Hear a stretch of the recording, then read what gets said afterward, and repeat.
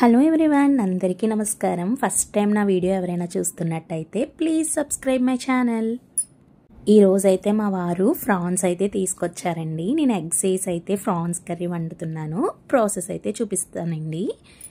ముందుగా అయితే ఎగ్స్ని బాయిల్ చేసుకొని పక్కన పెట్టుకున్నానండి. తర్వాత అయితే ఫ్రాన్స్ని నీట్గా చేసేసుకొని మంచిగా కడుక్కొని ఫ్రాన్స్ని పక్కన పెట్టుకొని తర్వాత ఆనియన్స్ కట్ చేసుకున్నానండి. ఈ లోపైతే ఎగ్ పీల్ కూడా తీసేసుకున్నాను. ఇప్పుడు స్టవ్ మీద పాన్ పెట్టుకొని పాన్లో ఆయిల్ వేసుకొని ఎగ్స్ని అయితే కొంచెం పసుపు వేసుకొని ఫ్రై చేసుకోవాలండి. చూడండి, ఈ విధంగా ఫ్రై చేసుకొని పక్కన పెట్టేసుకోవాలి.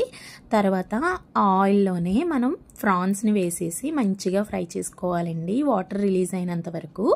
వాటర్ రిలీజ్ అయిన తర్వాత ఆనియన్ పచ్చిమిర్చి ముక్కల్ని వేసేసి అందులోనే తగినంత ఉప్పు వేసి మంచిగా కలుపుకొని మూత పెట్టి ఆయిల్ పైకి తేలేంత వరకు ఉల్లిపాయల్ని మగ్గించుకోవాలండి.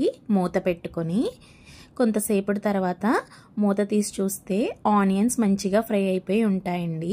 ఇప్పుడు అల్లం వెల్లుల్లి పేస్ట్ని కూడా అందులో వేసేసుకొని పచ్చివాసన పోయేంత వరకు మంచిగా ఫ్రై చేసేసుకోండి అల్లం వెల్లుల్లి పేస్ట్ని కూడా.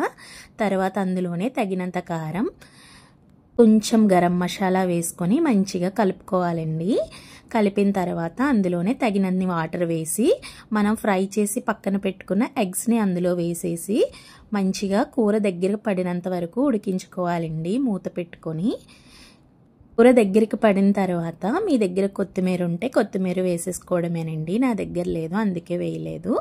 అంతేనండి, టేస్టీ ఎగ్ ఫ్రాన్స్ కర్రీ అయితే రెడీ అయిపోతుందండి. చాలా బాగుంటుంది. ఈ కాంబినేషన్ ఎంతమందికి తెలుసు? మరిన్ని వీడియోస్ కోసం మన ఛానల్ని సబ్స్క్రైబ్ చేసేసుకోండి. Bye bye.